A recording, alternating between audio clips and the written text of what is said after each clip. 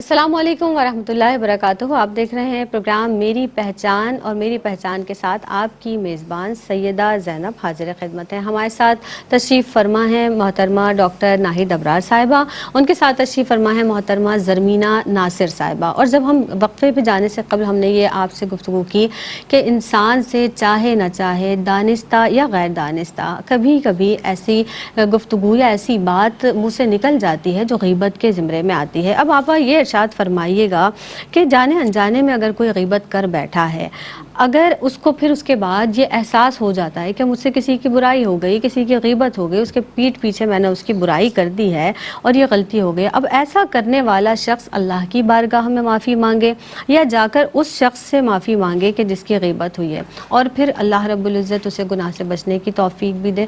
فرمائیے۔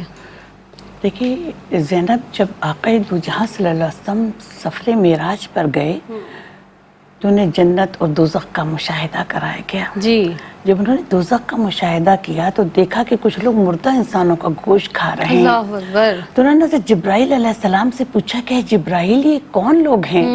تو نبی کریم صلی اللہ علیہ وآلہ وسلم نے جبرائیل سے پوچھا کہ جبرائیل کون لوگ ہیں؟ تو جبرائیل نے کہا کہ یا رسول اللہ یہ وہ لوگ ہیں جو پیٹھ پیچھے لوگوں کی غیبت کیا کرتے تھے، جھوٹ بولتے تھے، لوگوں کی عزتوں سے کھیلا کرتے تھے اور اس بات کی تلاش میں رہتے تھے کہ بے گناہ لوگوں کو مشکل اور آفات میں ڈالیں۔ نبی کریم صلی اللہ علیہ وسلم نے ارشاد فرمایا کہ غیبت بڑا گھناؤنا جرم ہے۔ جو چاہتا ہے کہ اپنے نفس کو پاک رکھے تو اسے چاہیے کہ غیبت کرنا چھوڑ دے، چاہے وہ مرد ہو چاہے وہ عورت ہو، غیبت کرنا چھوڑ دے۔ نبی کریم صلی اللہ علیہ وسلم نے ارشاد فرمایا کہ لوگوں جو ایمان لائے ہو، ابھی تم زبان سے ایمان لائے ہو، ایمان تمہارے دلوں تک نہیں پہنچا، دوسروں کی غیبت کرنا چھوڑ دو، جھوٹ بولنا چھوڑ دو، دوسروں کی عیب جوئی کرنا چھوڑ دو، ورنہ اللہ تعالیٰ تمہارے عیبوں کو تلاش کرے گا، حد تک کہ تمہارے گھروں میں بھی تمہیں رسوا کر دے گا۔ نبی کریم صلی اللہ علیہ وسلم نے ارشاد فرمایا کہ اللہ کے نیک بندے وہ ہیں جنہیں دیکھ کر خدا یاد آ جائے، لیکن اللہ کے برے بندے وہ ہیں جو غیبت کرتے ہیں، الزام تراشی لگاتے ہیں، لوگوں کی عزتوں سے کھیلا کرتے ہیں، لوگوں کی عزتوں کو اچھالتے ہیں۔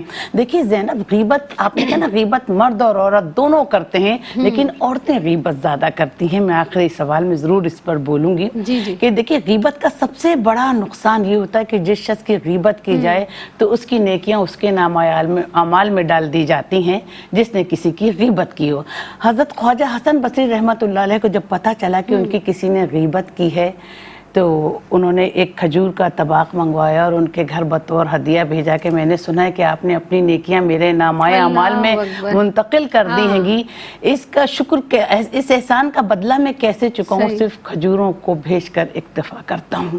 دیکھیے نبی کریم صلی اللہ علیہ وآلہ وسلم نے ارشاد فرمایا کہ جو شخص کسی کی پیٹھ پیچھے غیبت کرے گا، اللہ تعالیٰ قیامت کے دن اسے زخمیوں کی پیپ اور خون کی کیچڑ میں رکھے گا جب تک کہ اپنی کہی ہوئی بات سے وہ توبہ نہ کر لے۔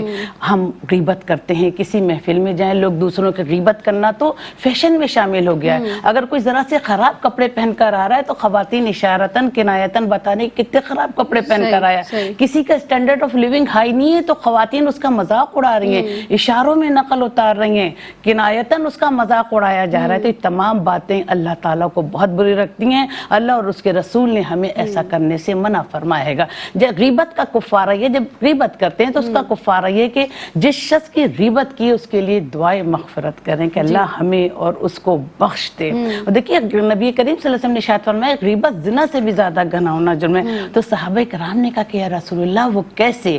تو نبی کریم صلی اللہ علیہ وسلم نے فرمایا کہ جب غیبت کرنے والا جب زنا کرتا ہے گا، جو کسی زنا کرتا ہے کسی کے ساتھ اور پھر اللہ تعالیٰ سے سچے دل سے توبہ کرتا ہے تو اللہ تعالیٰ اس کی توبہ قبول فرماتا ہے۔ لیکن جب غیبت کرنے والا کسی کی غیبت کرتا ہے اور اللہ کے حضور توبہ کرتا ہے تو اللہ اس کی توبہ اس وقت تک قبول نہیں کرتا جب تک کہ اس نے جس کی غیبت کی ہو وہ اسے معاف نہ کر دے۔